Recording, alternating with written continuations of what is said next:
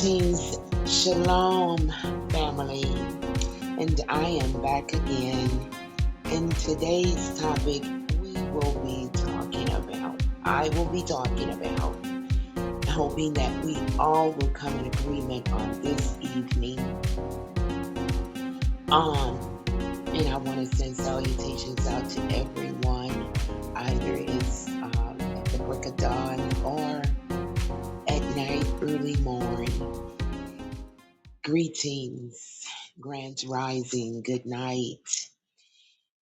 Um, I want to discuss, as you see on the screen, a diaspora divided, and this has been something that I've been wrestling with for a minute now, for many reasons. My kid's father is Nigerian. Um, I'm from Louisiana. Um, My son lives in the DR, Dominican Republic. I grew up in a multicultural community, Houston, Texas, and we had um, brothers and sisters from the Caribbean, Africa. We were all together. Then we all branched out and things of that nature. But first, let me say that this series is not about attacking any nation, culture, ethnicity, or community. It is not about erasing anyone's heritage, nationality, or identity. It is not about telling anyone what they must believe or think. This series is an invitation to explore history, ask honest questions, examine different perspectives, and encourage a respectful conversation. Some of what I share, it comes from documented history, some comes from my own personal experiences, and some comes from questions, like I say, I have been wrestling with throughout my life. I encourage every viewer to study, research, verify information, and think critically for themselves. If we are truly seeking truth, then we should also be willing to seek understanding over standing. My hope is not to create division. My hope is restoration. Restoration and understanding, restoration and respect, restoration of relationships, and restoration of meaningful conversations that help us learn from one another. So, with that being said, welcome to the Diaspora Divided, episode 1. The question I have is, if we come from the same scattered people, why are we so divided? Before you click away, before you decide whether you agree or disagree, I want you to answer one question. How did people who may share parts of a connected history become strangers to one another? How did we become so divided that our accents separates us, our flag separates us, our islands separates us, our nations, our politics separates us, even our pain separates us.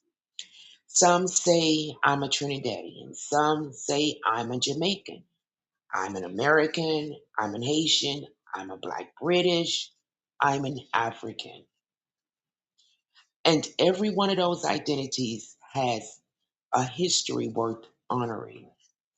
But tonight, I'm asking a different question. What happened before the labels, before the passports, before the borders, before the colonial governments, before People, before we became citizens of countries our ancestors never chose, who were we? That question isn't about taking anyone's culture away. It's about understanding our journey. Because you can't fully understand where you're going until you're willing to ask where you've been. This series isn't about creating more division. No, it's about asking whether healing begins by understanding one another instead of assuming we already know. Because that has been the problem for decades.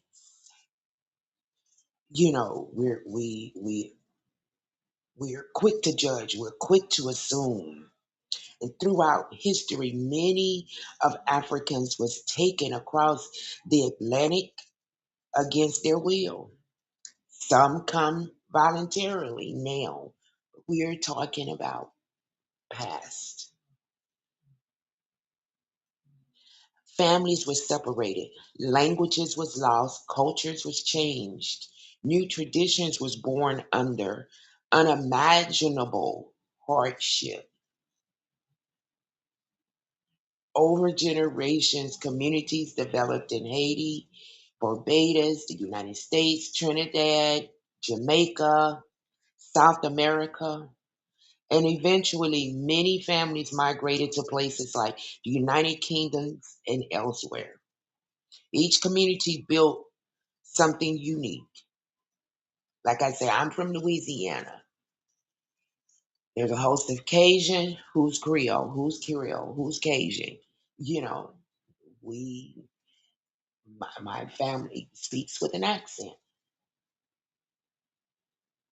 a deep Southern accent, but also with a different twang. And even within the states, we seem different. You know, because of the different, just differences. But in a sense, we're all the same because each community built something unique. Each community carries its own triumphs and wounds.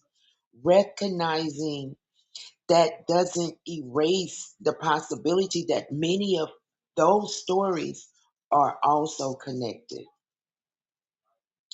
So tonight, I'm not here to tell you what to believe.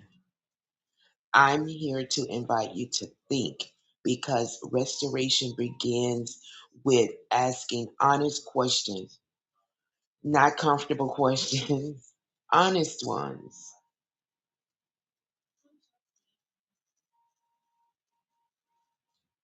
So let's begin. The scattering changed our addresses, shouldn't have changed our humanity. Just imagine this for a second. Just imagine now. Bear with me. A mother is standing on the western coast of Africa. She has children. She has parents. She has a language, tradition, a name. She belongs somewhere. Now imagine that family being torn apart. One child is forced onto a ship bound for Jamaica. Another is taken to what would become the United States. Another is carried to Barbados. Another to Haiti. Another to Brazil. Then generations pass. The children have children. Those children have children. Centuries go by. Now imagine those descendants meeting one another today. One speaks with a Southern American accent. One speaks with a Jamaican accent. Another with a British accent. Another with a Haitian Creole accent. They eat different foods. They celebrate different traditions, sing different songs, wave different flags. Okay. But what if generations ago their ancestors shared a connection that history violently interrupted? Whether two people today share a close family line cannot be assumed. The African continent has always been home of many different peoples, cultures, and languages. But history shows that the transatlantic slave trade scattered millions of people from multiple regions across Africa into different parts of the world. Now, that scattering reshaped families, identities, and cultures. It changed where people lived, it changed their languages. Many would eventually come to speak. It changes the name that many families carry. But one thing it didn't change was their humanity. Yet today, instead of asking, what can we learn from one another? We often ask, who is better? Who's more authentic? Who suffered more? Who has the better culture? Just maybe we spend so much time defending where we landed that we've forgotten to ask about the journey that brought us there. The scattering changed addresses, it changed borders, it changed governments, but it didn't erase the worth of the people who endured it. Perhaps healing begins when we stop introducing ourselves by our divisions and start becoming more curious about one another's story. Because guess what? Every story matters, and every story deserves to be heard. So, when did we become competitors instead of family? Because this is what troubles me. Somewhere along the way, many of us stopped learning from one another and started competing with one another. You know, marrying into the Nigerian community, I would hear the word akata, Akata. Now, in different contexts, it can mean different things. In Yoruba, it uh, as a wild cat that doesn't have a home, but it also is used as a cotton picker.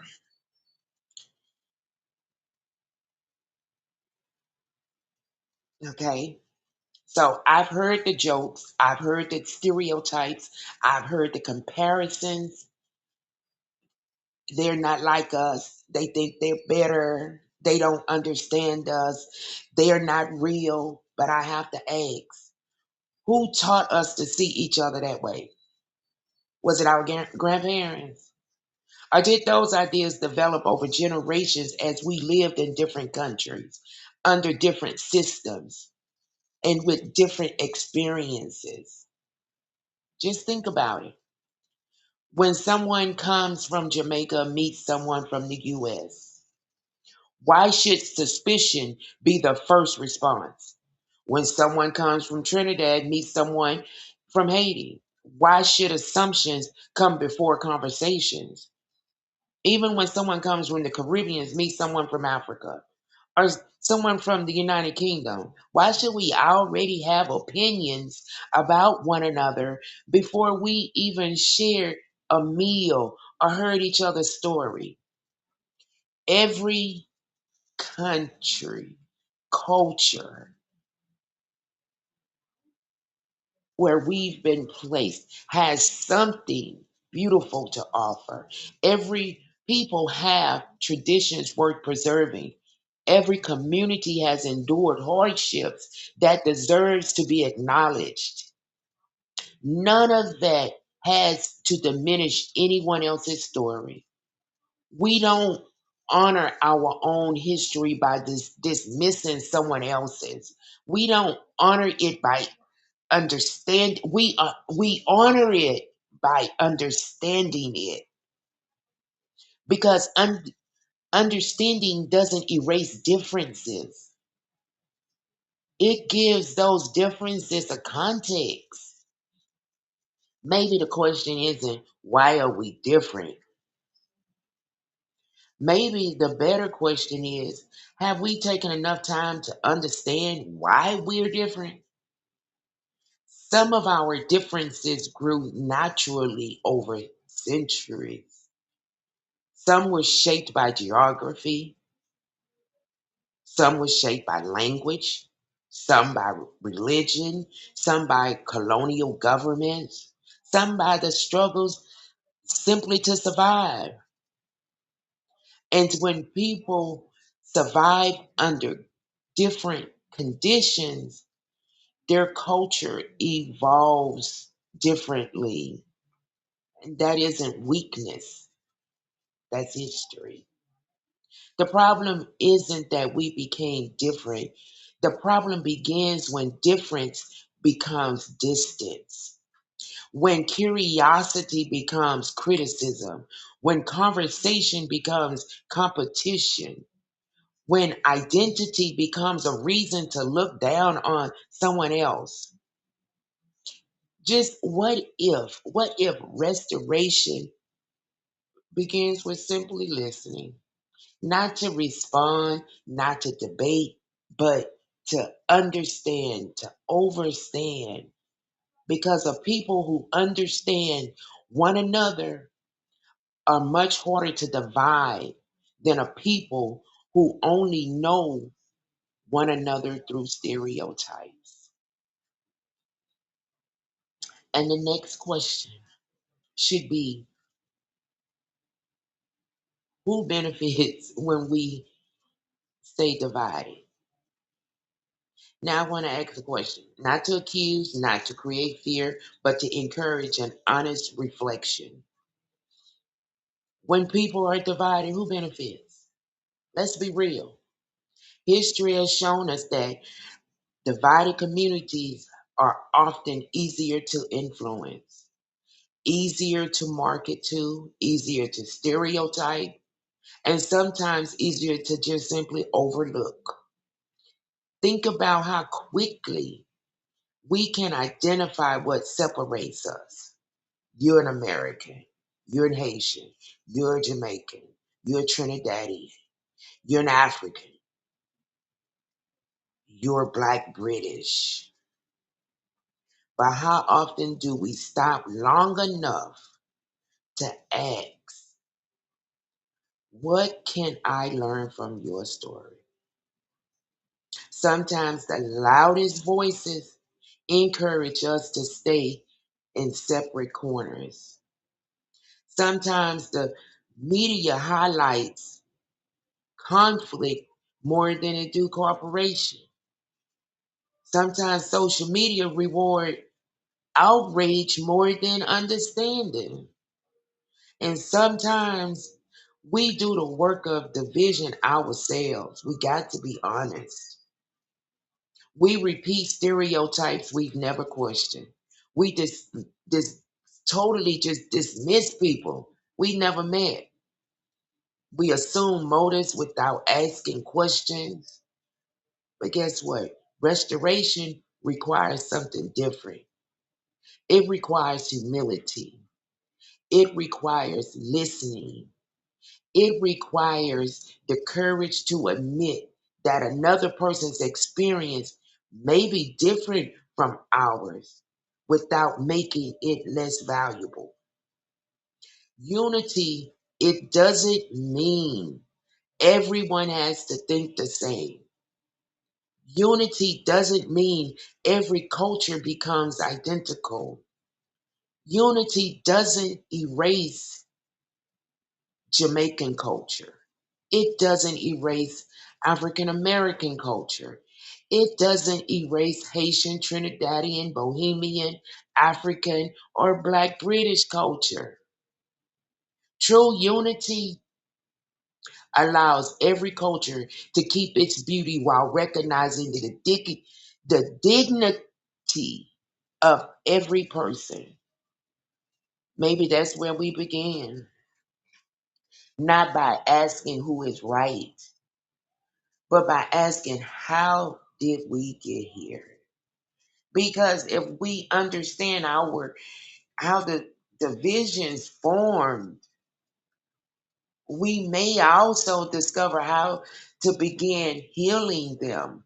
And healing starts with one conversation. Perhaps this conversation is one of them. I'm just saying, because restoration begins with a conversation. As I bring this first episode to a close, I don't expect everyone to agree with every question I ask. In fact, I hope you continue asking your own questions, because questions are often the beginning of wisdom. This conversation never was about proving one group is better than another. It wasn't about taking pride away from another's culture. It wasn't about telling you who you are. It was about reminding us that our stories deserve to be understood, not just repeated. Whether you're from Trinidad, Haiti, Jamaica, United States, Barbados, the United Kingdom, or somewhere else in the African diaspora, your story matters. Your history matters. Your culture matters. Perhaps our future also depends on whether we're willing to learn from each other's stories instead of assuming we already know them. I often wonder if our ancestors could see us today. Seriously. After everything they endured, after families were separated, after generations struggled to survive, would they ask us to spend our energy proving who's different? Or do you really think they would they ask us to build relationships strong enough that our differences become a source of strength rather than division? That's the question. I don't have every answers, but I do know this. Restoration, guess what, begins with truth. Truth requires humility, and humility begins with simply listening. So before we end, I want to leave you with one final question. If the generation before us paid such a great price simply to survive, what responsibilities do we have to one another today? Take a moment, just think about it. Then continue this conversation, not with insults, not with stereotypes, not with assumptions, but with just plain respect. Because healing rarely begins with shouting. It usually begins with someone being willing to listen. I'm Wisdom Hunter, and this is the Diaspora Divided. And this is only the beginning. Until next time, let's continue restoring not only our bodies, but our minds, our understanding, our relationships, our communities. Peace and blessings. And if this conversation changed you, good. Growth begins with a question. If it made you think, share it with someone who is willing to think with you. I ask only one thing, well, I've asked several, but this one, keep the conversation respectful. You don't have to agree with me. You don't have to agree with each other. But let's learn to listen before we judge. In the comments below, answer this question.